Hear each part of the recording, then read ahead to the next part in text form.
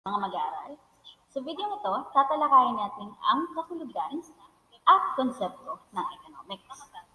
Ano nga ba ang economics? Ito ay ang panlipunan na layuning pag-aralan ang mga ginagawa ng tao sa paggamit ng limitadong pinagkukunang yaman upang matugunan ang walang katapusang pangangailangan at kagustuhan. Bawat pagkilos, pagdedesisyon, pagsisikap at pamamaraang ginagawa natin upang mapunan ang ating pang-araw-araw na pangangailangan ay konektado sa pag-aaral ng economics. Isang halimbawa na lamang dyan ay ang desisyon niyong mag-aral ngayong taong ito, kung saan gumawa kayo ng matalinong desisyon dahil ikinonsider niyo kung ano ang magiging kinabukasan niyo kung hihinto kayo sa panahon ito, despite of the pandemic. At ilalaan ang oras ninyo sa nakakawili ngunit hindi produktibong bagay tulad na lamang ng paglalaro ng computer games. At dahil doon, pumapasok ang apat na salitang ito. Una, walang katapusang pangangailangan. Lahat ng tao habang tumatagal ang buhay dito sa mundo o habang tayo nabubuhay, mas dumadami at tumataas ang bilang ng ating mga pangangailangan. Ngunit limitado lamang ang ating mapagkukunang yaman at bawat bansa ay nararanasan iyon.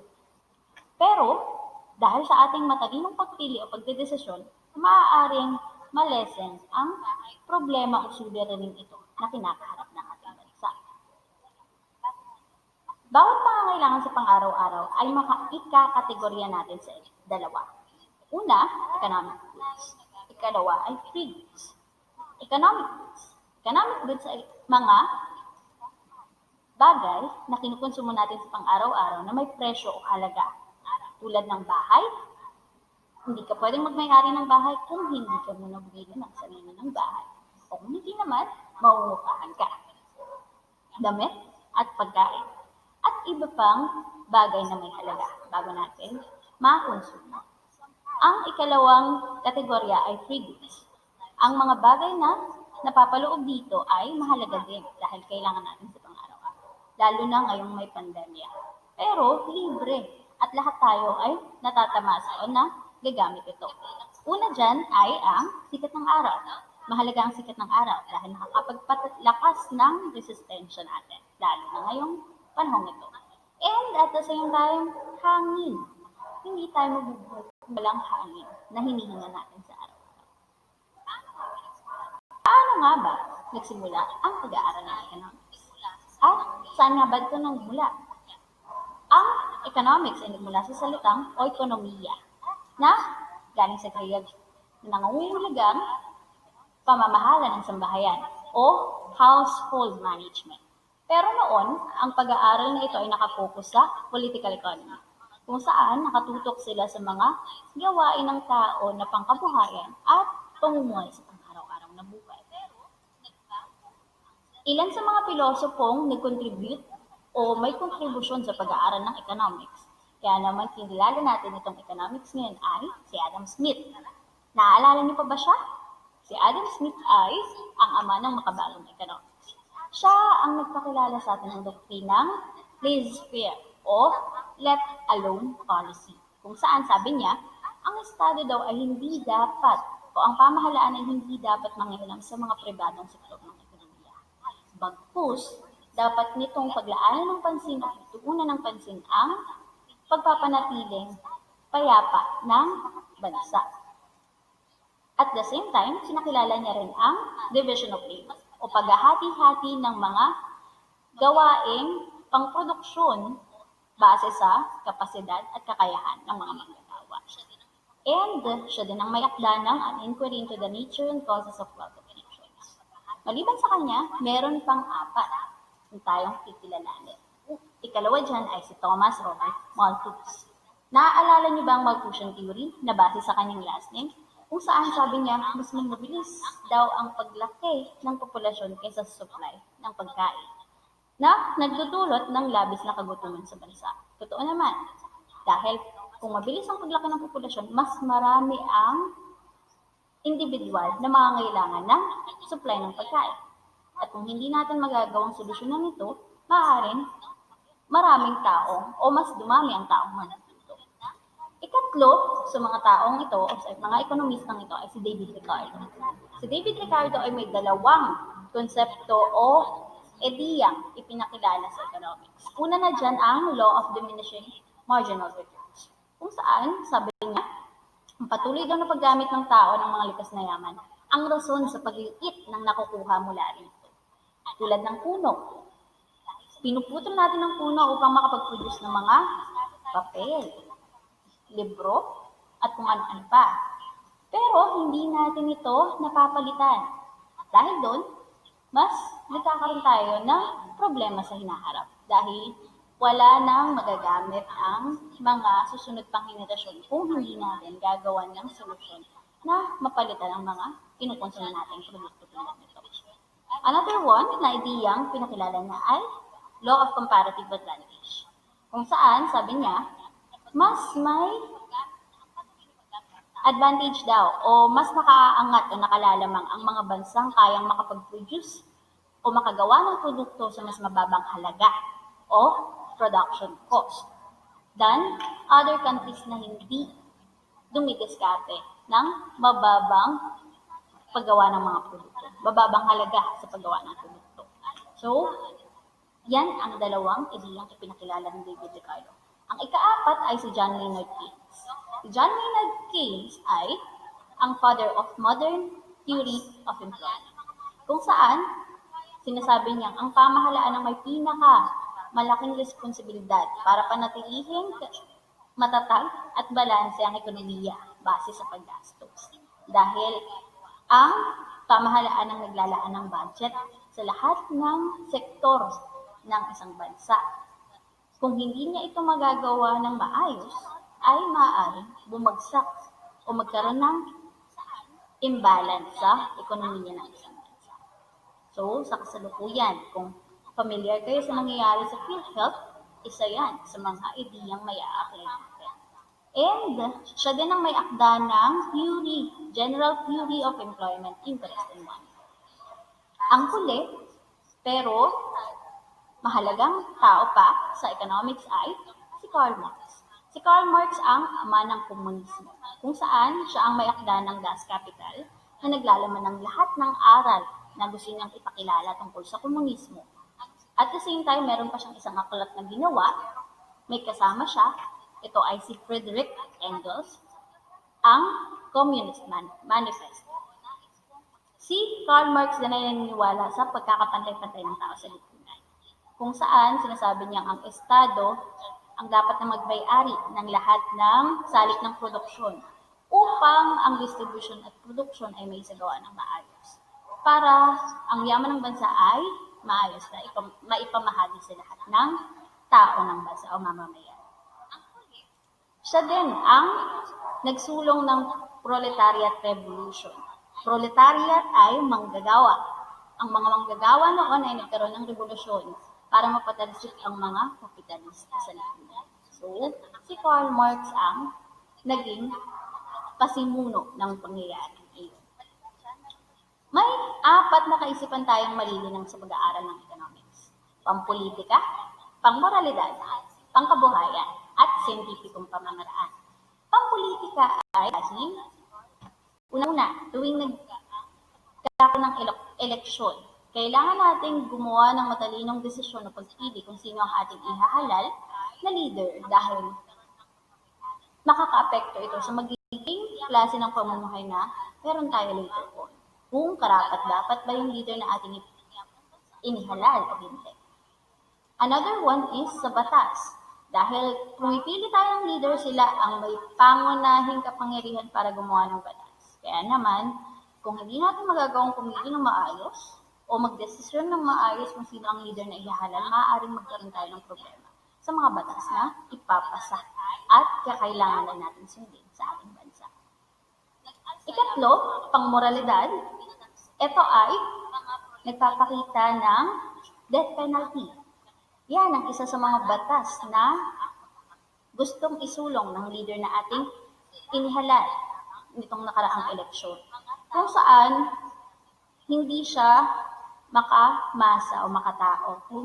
Kung pagmamasdan niyo ang larawan o ang animation na ito, makikita lahat ng ng preso ay ipinapapatay o papatayin, pero nagkakaroon ng hindi makataong desisyon dahil pag mayaman, hindi natin sigurado kung magkakaroon talaga ng maayos na hustisya ang ating bansa o sistema ng hustisya sa ating bansa hanggat sinasabi nga na may patsulok.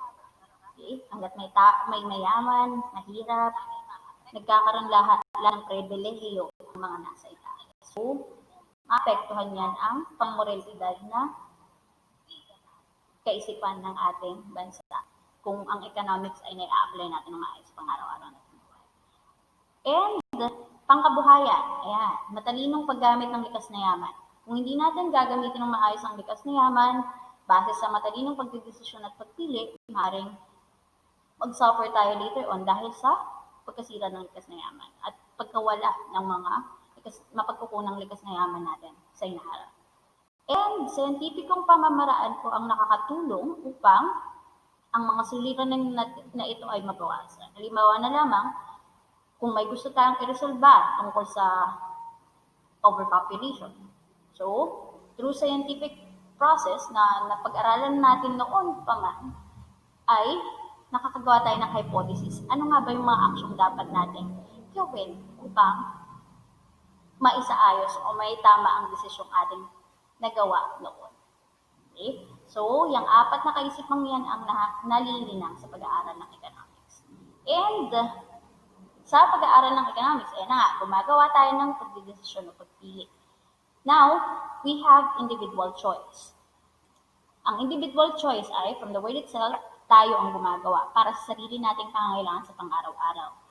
Pero pag sinabi natin social choice, ito ay pinagsama-samang pasya ng maraming tao, organisasyon, individual, pangkat, at maging ng pamahalaan para mapunan yung pangangailangan ng buong lipunan o ng mga mamamayan ng lipunan.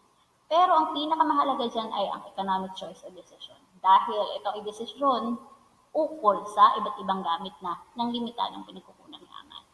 Kailangang maging maingat parehas ang mga individual na mamamayan at maging ang pamahalaan sa pagpili ng kanilang mga economic choice pang araw-araw ng pamumuhay upang matugunan ang ating pangangailangan. Dahil kung hindi, maaari tayong magkaroon ng napakalaking suliranin sa hinaharap.